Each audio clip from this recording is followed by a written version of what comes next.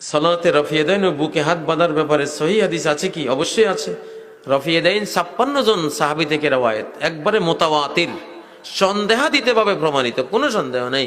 কেউ আমল করলে প্রতি রফিয়েদাইনে 10 নেকি পাবেন, প্রতি রফিয়েদাইনে 10 নেকি পাবেন। একজনে শুধু তাকবীর তাহরিমের সময় তুলছেন, উনি পাইলেন 10 নেকি। আরেকজনে 4 রাকাতে মোট 10 বার তুলছে, সে 10 10 100 নেকি পাবে। তার ব্যবসা 2 পয়সা বেশি ভালো হয়েছে, ব্যবসাটা কি ভালো হয়েছে। কিয়ামতের দিন যারা রফিয়েদাইন করে নাই বসে বসে কাঁদবে, আরে রফিয়েদাইন আল্লাহর সওয়াব বেশি পাইয়া গেছে। কারণ এইভাবে হাতটা তুলতে কষ্ট হয়েছে না, হাতটা এইভাবে তুলতে নামাইতে একটু কষ্ট হয়েছে না, একটা বাড়তি আমল করছে না। তাহলে যদি প্রতি 4 রাকাতে 100 নেকি বাড়ে, আল্লাহু আকবার, তাহলে প্রতি 4 রাকাতে 100 নেকি, 8 টাকাতে কত? 200 নেকি। 10 টাকাতে কত নেকি?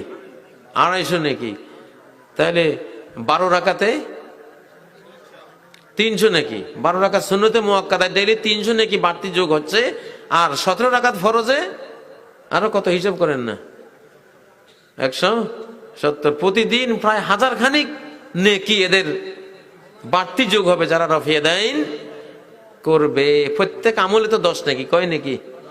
মান জাআ বিল হাসানাতি ফালাহু আশরু আমসালিহা।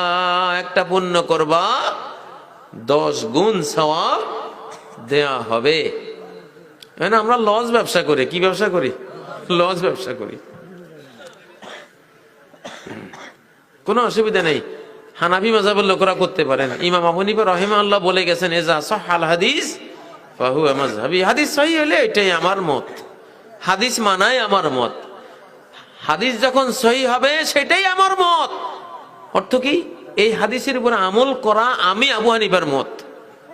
আমি আবু হানিফা সহিহ হাদিস পালন করার পক্ষে, এই সহিহ হাদিসের উপর আমল করার পক্ষে। আমার কথা ভাঙ্গাইয়া কেউ সহিহ হাদিসের বিরুদ্ধে থাকবা আর কিয়ামতের ময়দানে আমারে দোষী করবা, এই সুযোগ নাই।